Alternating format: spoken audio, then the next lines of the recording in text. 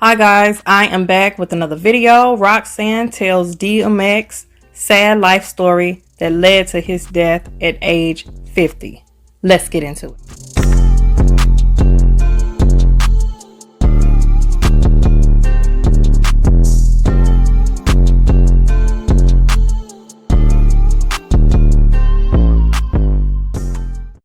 Y'all, first of all, I want to say rest in peace, DMX. I have been a fan of DMX forever. All of his songs, I used to sing all of his songs. He used to do his prayers.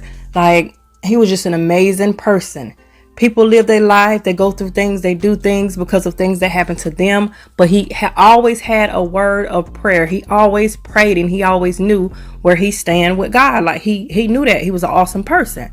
But Roxanne goes live and she's talking about how his life was.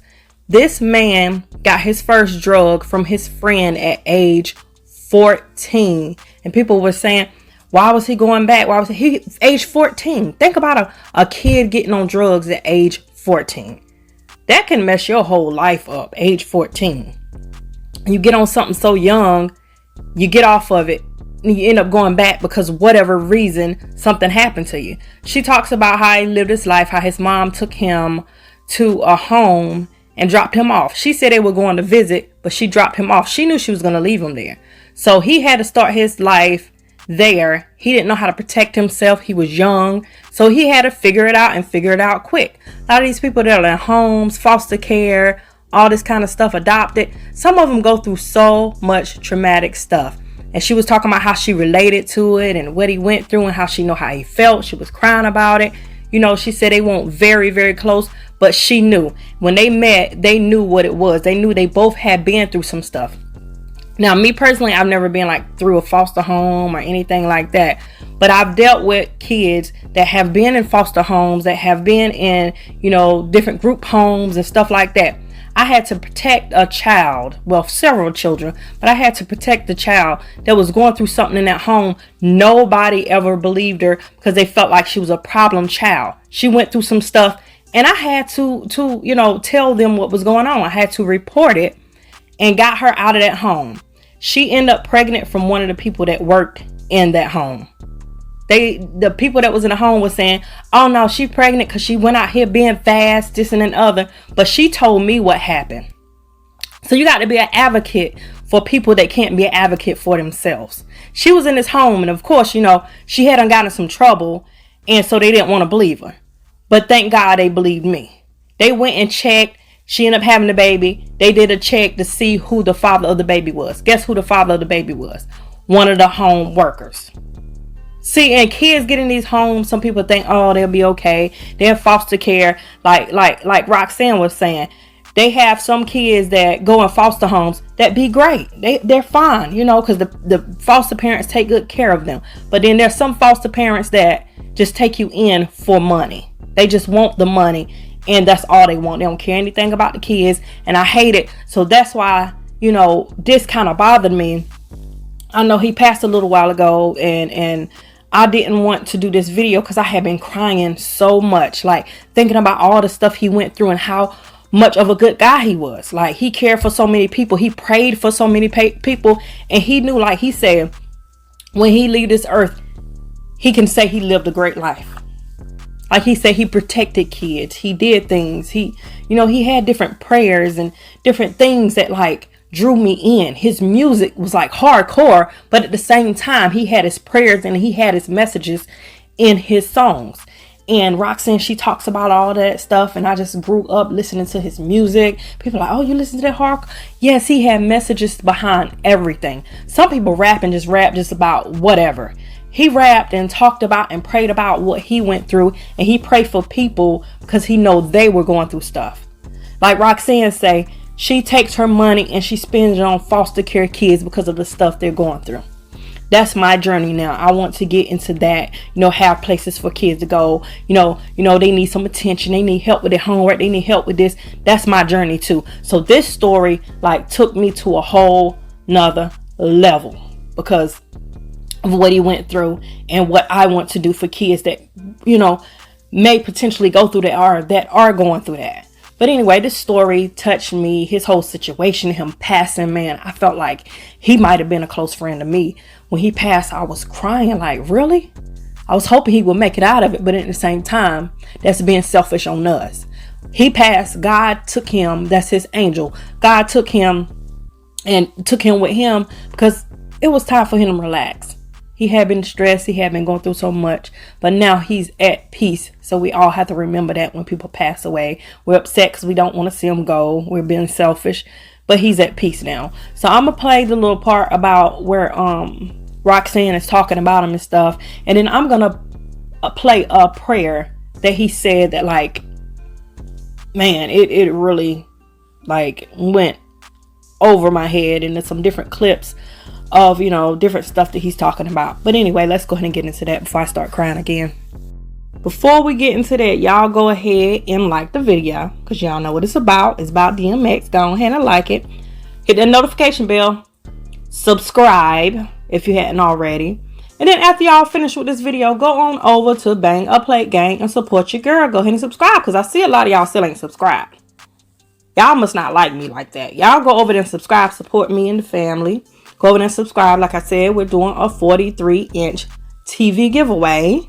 Go on over there and support your girl. Like, it don't cost anything. Why are y'all not doing it? It don't cost a thing. Just go over there and subscribe. It don't cost you a penny. All it costs you is a couple seconds to go over there and boom and hit subscribe. Support your girl. Come on, y'all. Hey, let me tell y'all something.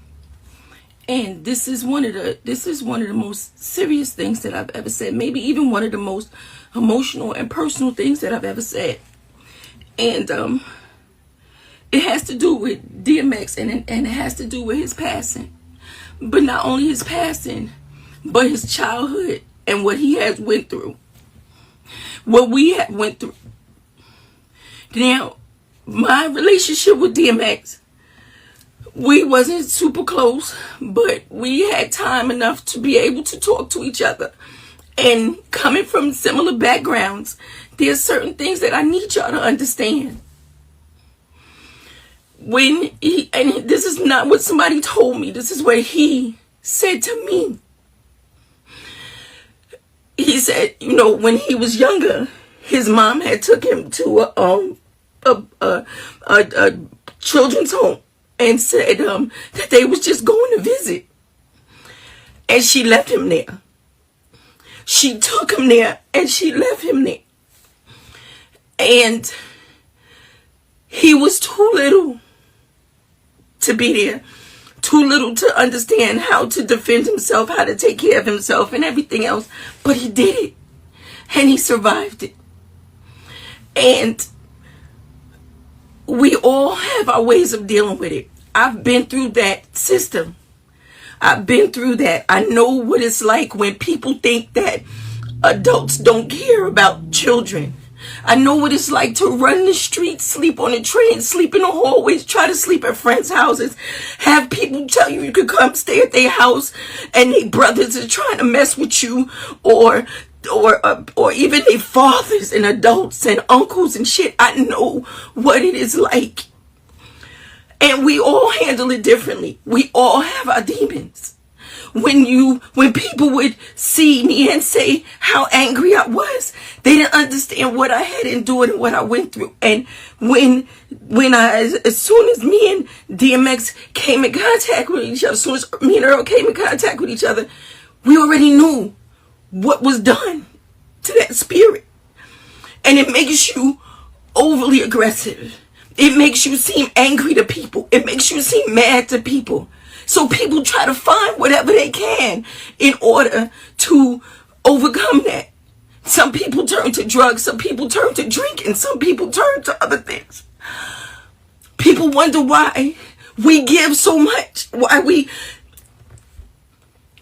money that I make now, right?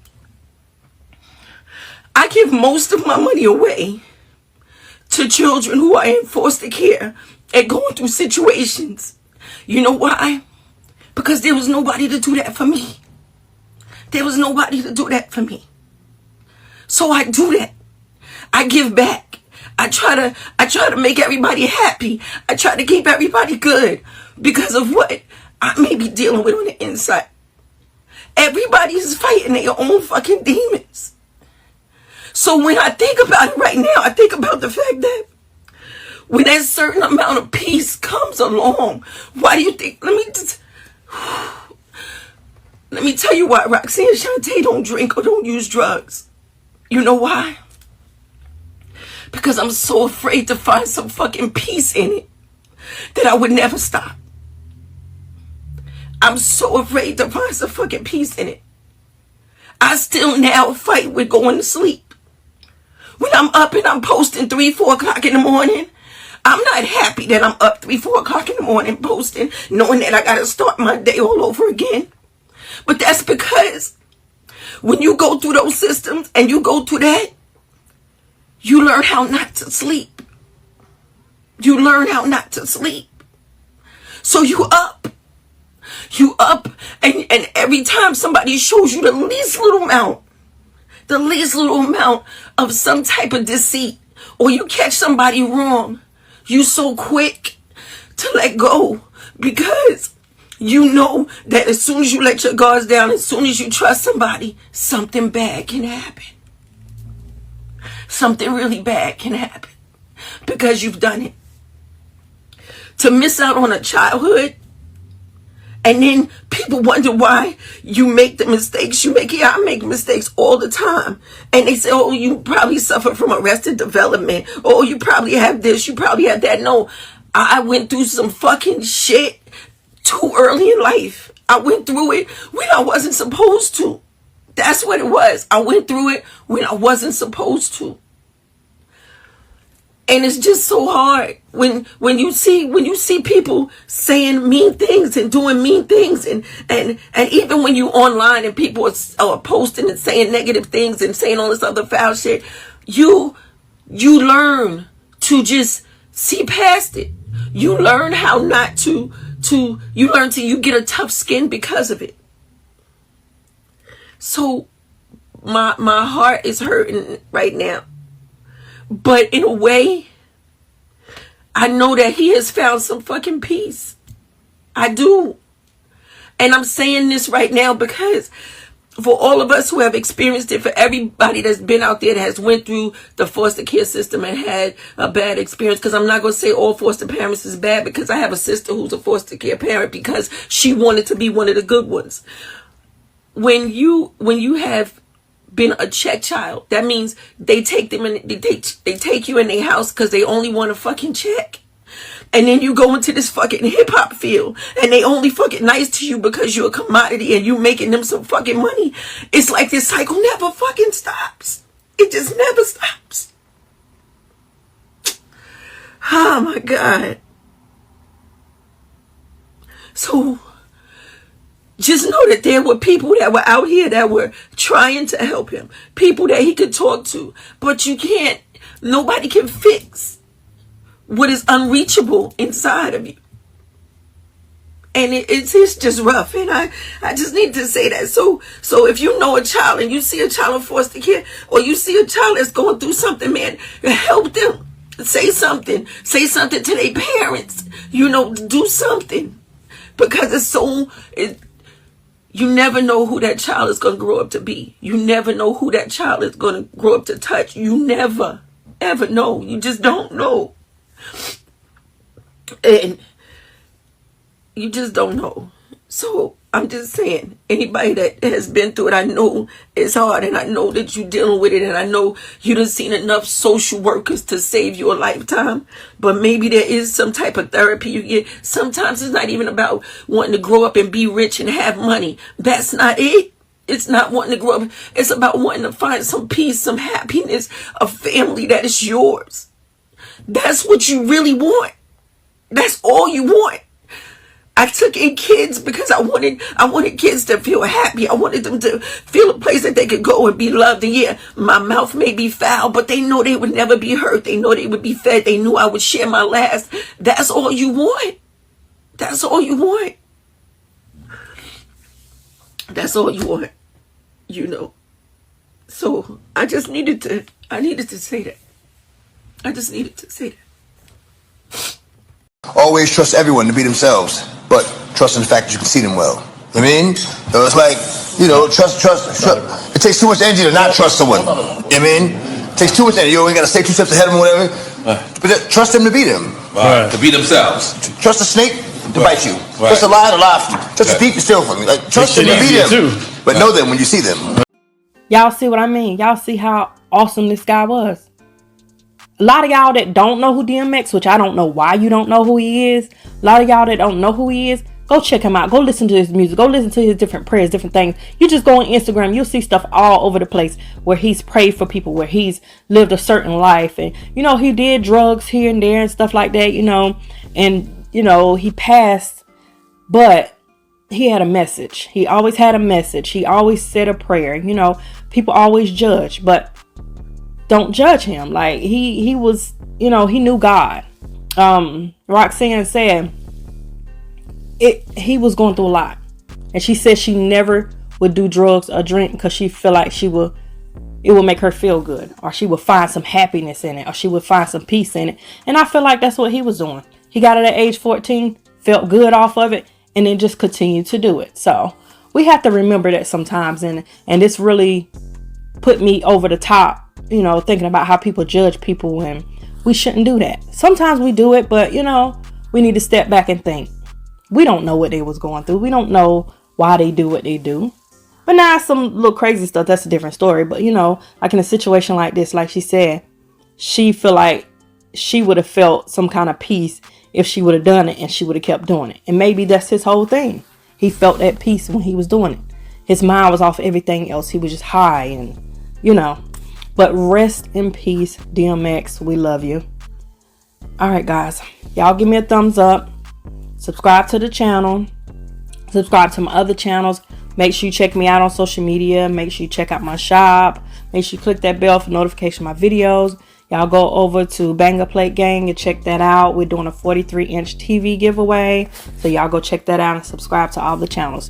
Thank you guys for watching. And as always, be blessed. Rest in peace, DMX.